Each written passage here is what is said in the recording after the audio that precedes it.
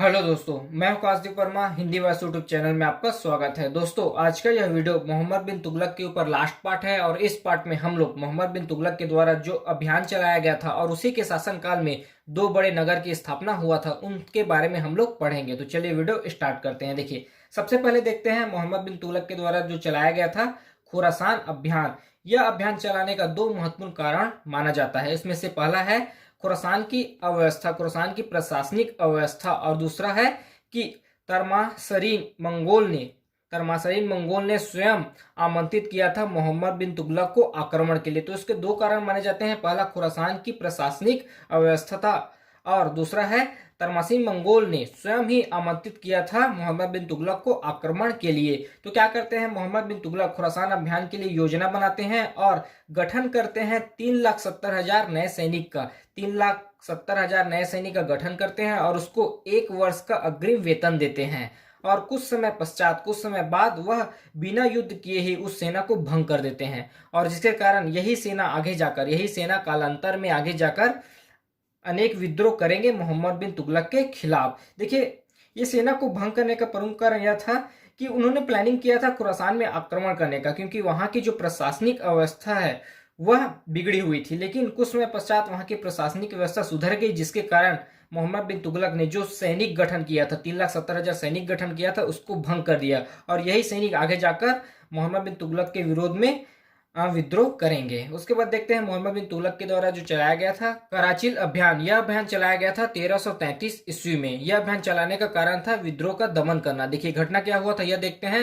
हिमालय के तराइन में खुसरो मलिक के नेतृत्व में मोहम्मद बिन तुगलक ने सेना भेजा और सेना ने कराचिल तक विजय भी कर लिया था। लेकिन जब सेना कराचिल से आगे बढ़ी तो वह मारी गई। देखिए, क्या हुआ था, कराचिल में जो विद्रोह हुआ था, सैनिक विद्रोह, उस विद्रोह को दबाने के लिए मोहम्मद बिन तुगलक ने खुसरो मलिक के नेतृत्व में सेना भेजा और सेना ने कराचिल तक तो विजय प्राप्त कर लिया था, विद्रोह को दमन कर दिया था। लेकिन जब सेना कराचिल से आगे बढ़ी तो वह मारी गई, जिसके कारण यह अभियान भी असफल रहा। उसके बाद देखते हैं मोहम्मद बिन तुगलक के शासनकाल में जो नए साम्राज्य की स्थापना हुआ था उसको देखते हैं। सबसे पहले देखते हैं विजयनगर साम्राज्य। देखिए, इसका स्थापना हुआ था 1336 ईस्वी में।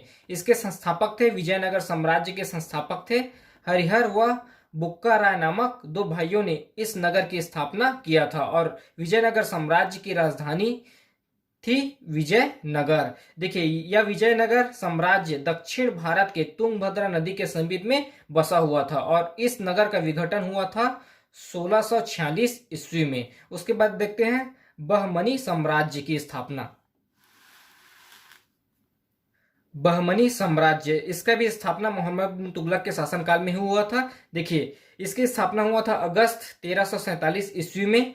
इसके संस्थापक थे अलाउद्दीन बहमनी शाह और इसकी राजधानी थी बिदर। यह महाराष्ट्र क्षेत्र में पड़ता था। उसके बाद कुछ और महत्वपूर्ण तथ्य देखते हैं। देखिए, सल्तनत का सबसे अधिक विस्तार मोहम्मद बिन तुगलक के काल में हुआ था। देखिए, दिल्ली सल्तनत का सर्वाधिक विस्तार मोहम्मद बिन तुगलक के शासनकाल में हुआ था। मोहम्मद बिन तुगलक ने सेना को दशमलव पद्धति पर संगठित किया। मोहम्मद बिन तुगलक ने सेना को दशमलव पद्धति पर संगठित किया था। सर्वाधिक आंतरिक या स्थानीय विद्रोह मोहम्मद बिन तुगलक के शासनकाल में हुआ था। सर्वाधिक आंतरिक या स्थानीय विद्रोह मोहम्मद बिन तुगलक के शासनकाल में हुआ था। देखिए, 34 विद्रोह मोहम्मद बिन तुगलक के शासनकाल में हुआ था, जिसमें 27 विद्रोह दक्षिण भारत में ही हुआ था। देखिए, मोहम्मद बिन तुगलक के शासनकाल में 34 विद्रोह हुआ था, जिसमें से 27 विद्रोह मोहम्मद बिन तुगलक के शासनकाल में दक्षिण भारत में हुआ था। और एक चीज और ध्यान रखिए कि सर्वाधिक विद्रोह यही सैनिक के द्वारा किया गया था जिसको मोहम्मद बिन तुगलक ने भंग किया था। तो इस पार्ट में हम लोगों ने मोहम्मद बिन तुगलक के बारे में पढ़ा।